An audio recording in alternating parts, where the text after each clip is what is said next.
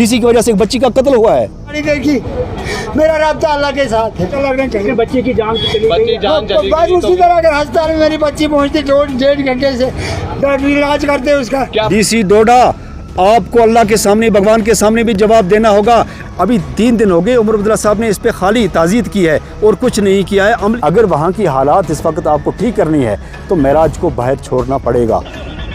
बात अब पत्थरों तक पहुंची है, यहाँ पे पथराव इस वक्त शुरू हो चुका है। महराज मलिक को बाहर और डीसी के खिलाफ PSA लगा के उसको अंदर किया जाए। ये कहूँगा कि तुम कितने महराज बंद करोगे, घर घर से महराज निकलेगा। तुम कितने महराज बंद करोगे, घर घर से महराज निकलेगा। जितना चाहो जुल्म कर लो, ये मजलूम है, शोला बन के उभरेगा।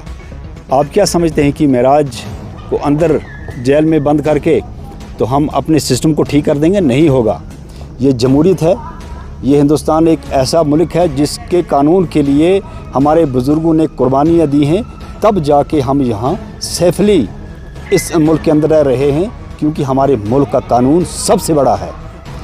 आपने जिस कानून के ज़रिए, जिस कानून के तहत महराज मलिक को PSA लगाया है, वो एक काला कानून 1978 में नेशनल कॉन्फ्रेंस की गवर्नमेंट में यहाँ पे इम्प्लीमेंट किया गया था। और उसी कानून के अंदर आज आपने महराज मलिक को बुक किया है। सोचना ये है, गवर्नमेंट के इदारों को ये चीज़ सोचनी है और इस पे गौर करना है कि महराज मलिक पे आपने सेफ्टी एक्ट नहीं लगाया। महराज मलिक के डोडा के अंदर जितनी भी आवाम है जिसने उनको वोट दिया है, तुमने सब पे सेफ्टी एक्ट लगाया है। इस वक्त वहाँ की हालात कितनी ख़राब हैं, बारिशों की वजह से, सैलाब की वजह से। डोडा की आवाम की नुमाइंदगी कौन करेगा? पब्लिक सेफ्टी एक्ट महराज पे लगना चाहिए था या पब्लिक सेफ्टी एक्ट उस पे लगना चाहिए था जिसकी वजह से कल डोडा में एक बच्ची की मौत वाक़या हुई है। अब वहाँ पे इंटरनेट बंद है, न जाने कितनी मौत वहाँ हो गई हैं। और जो मौतें हुई हैं वो महराज मलिक ने की हैं या डीसी डोडा ने लॉ एंड ऑर्डर का मसला पैदा करके वहाँ पे हालात को ख़राब किया है।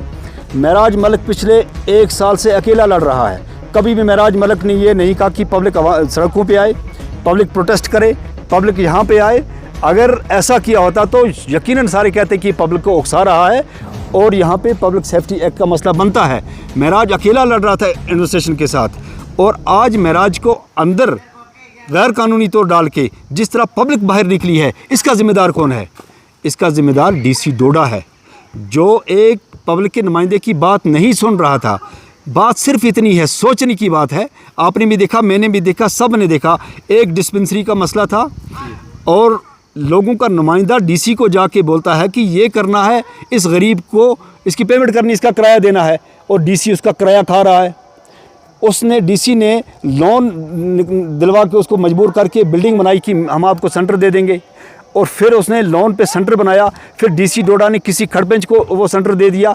उसकी लड़ाई महराज मलिक लड़ रहा था और डीसी डोडा एक आवाम के चुने हुए नुमाइंदे की अगर बात नहीं सुनेगा।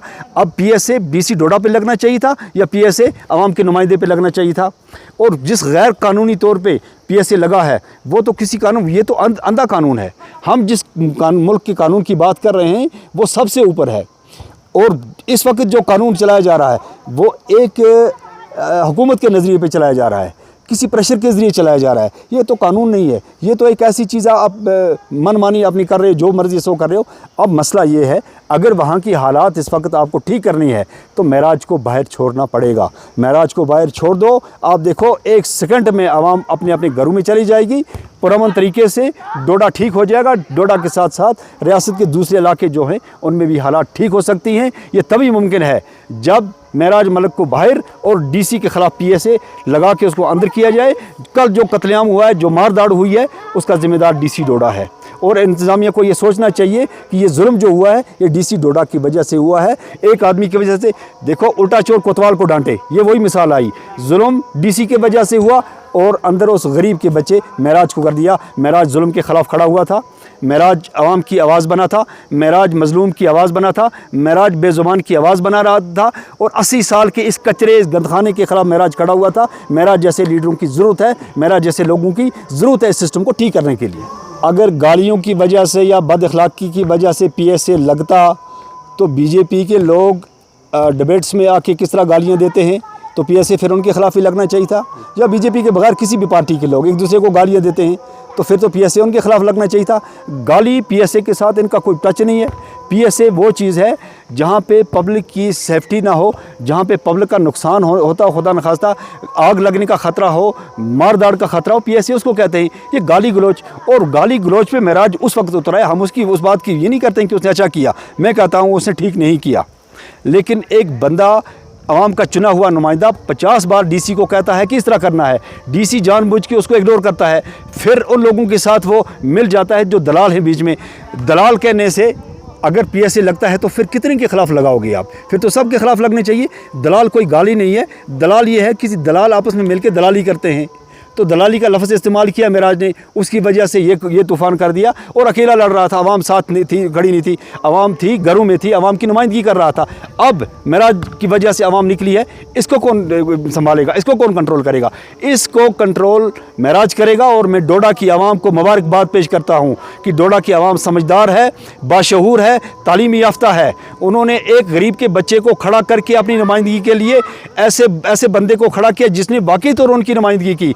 और जब तक वो लड़ रहा था आवाम चुप करके थी, जब उसको बंद कर दिया आवाम खड़ी होगी। ये समझदारी है, वरना आज तक 1 साल में उसने आवाम को कभी भी सड़कों में नहीं लाया। ये समझदारी है। और सबसे ना समझी डीसी डोडा की है, जिसने यहाँ पे इस हालात को ख़राब करने के लिए मौका दिया, आवाम को बाहर आने के लिए मौका दिया। किसने दिया? डीसी डोडा ने। एक डीसी डोडा की वजह से अगर सरकार पूरे डिस्ट्रिक्ट में आग लगाना चाहती है तो लगाए, हम क्या कर सकते हैं? मजलूम लोग क्या बोलेंगे? बोल ही सकते, सजेशन दे सकते हैं। जैसे मैंने दी ऐसे लाखों नौजवानों ने दी, लाखों लीडरों ने दी सजेशन की भाई आप महराज मलिक को गैर कानूनी तौर अंदर आपने उसको रखा हुआ है, आप उसको बाहर लाएँ, हालात ठीक हो जाएंगी।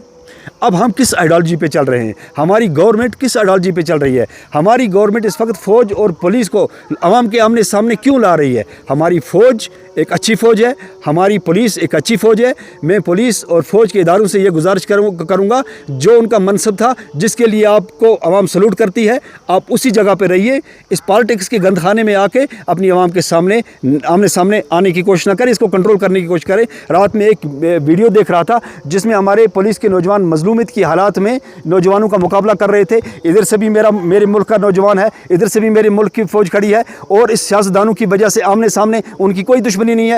एक डीसी की वजह से रात न जाने कितना तूफान डोडा के अंदर हुआ है। अगर उसको पीएसए के तहत अंदर नहीं लगाते, और जिस बंदे को आपने अंदर किया हुआ है उस बेचारे का कोई कसूर ही नहीं है, तो यहाँ पे जुल्म नहीं है तो क्या है? इसलिए गवर्नमेंट से गुजारिश है कि यहाँ पे फिलफोर असम्बली का इजलास बुलाया जाए, उमर अब्दुल्ला साहब एक रेजोल्यूशन पास करें और सुप्रीम कोर्ट को दे दें, क्योंकि कानून साज असम्बली इसी का नाम है। इस कानून के ख़िलाफ़ असम्बली में एक रेजोल्यूशन लाएं और सुप्रीम कोर्ट को पेश करें, महराज को बाहर करें, हालात सुधर जाएंगी। और कैबिनेट के अंदर एक कानून पास करें, उसको सुप्रीम कोर्ट को भेजें, कानून साजी करके हालात सुधर जाएंगी। अभी 3 दिन हो गए, उमर अब्दुल्ला साहब ने इस पर खाली ताज़ीद की है और कुछ नहीं किया है, अमली तौर कुछ नहीं किया है। उमर अब्दुल्ला साहब, आपकी हुकूमत में 1978 में जो काला कानून यहाँ पे लाया गया था, आपने तो उसको ख़त्म करने के लिए वोट लिए थे लोगों से, तो बजाय इसके आपके एमएलए के ख़िलाफ़ ये कानून इस्तेमाल हो रहा है। ये तो अनफॉर्चुनेट है, ये तो बहुत ही बदकिस्मती की बात है कि जिस कानून को ख़त्म करने के लिए लोगों ने वोट दिया था, उसी कानून के तहत आप एमएलए को अंदर कर रहे हैं, तो आवाम कहाँ सेफ़ है?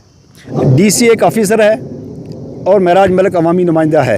इनकी कंट्रोवर्सी में आवाम का भला है, आवाम की बहबूद है, न कि इनकी कंट्रोवर्सी में आवाम का नुकसान है। अगर आवाम का नुकसान हुआ, वो कल उस बच्ची का कत्ल हुआ है, उस बच्ची के कत्ल का ज़िम्मेदार डीसी डोडा है, जिसकी ज़ेरे निगरानी में उस बच्ची का कत्ल हुआ है, जिसकी वजह से लॉ एंड ऑर्डर का मसला पैदा हुआ है, जिसकी वजह से आवाम सड़कों में निकली है। और उस मासूम 2 साल की बच्ची का क्या कसूर था? डीसी डोडा, आपको अल्लाह के सामने, भगवान के सामने भी जवाब देना होगा। आपने अगर आवाम के तहफ़्फ़ुज़ के लिए महराज मलिक को अंदर किया, आपने आवाम का कितना तहफ़्फ़ुज़ किया? आपकी वजह से कल डोडा में आग जल रही है, आपकी वजह से कल डोडा में कत्ल हुए हैं, आपकी ज़ेरे निगरानी में ये सब कुछ हो रहा है। इसके ज़िम्मेदार कौन है? अगर महराज मलिक के ख़िलाफ़ पीएसए लगा तो डीसी डोडा खुद अपने आप को पीएसए के अंदर करके बुक करना चाहिए, अपने आप को खुद अपना जिम्मा लेना चाहिए कि मेरे से ये गलती हुई है। और रियासती इदारों को भी देखना चाहिए कि डीसी की वजह से कितना नुकसान हुआ है, डीसी की वजह से एक बच्ची का कत्ल हुआ है। और उसका जिम्मेदार डीसी डोडा है, महराज मलिक नहीं है, वो अंदर है। उसको दुनिया का कोई पता नहीं बाहर क्या हो रहा है, ना उसके पास इंटरनेट है, ना उसके पास न्यूज़ है, ना मोबाइल है, उसको पता ही नहीं बेचारे को कि वो किसी को टेलीफोन करके बोले कि निकलो बाहर। हो नहीं सकता। ये जो आवाम निकली है ये डीसी डोडा की नाअहली की वजह से निकली है, एरोगेंसी की वजह से निकली है, तकबरी की वजह से निकली है और डीसी डोडा की दलाली की वजह से निकली है, जो कि दलाल बन के उसने उस डिस्पेंसरी का सौदा किया था और महराज मलिक ने दलाल उसको कहा था। उस दलाली की वजह से कल उस बच्ची का कत्ल हुआ है। अब इंटरनेट खुल जाए, अब देखो पता नहीं कितना तूफान होगा वहाँ।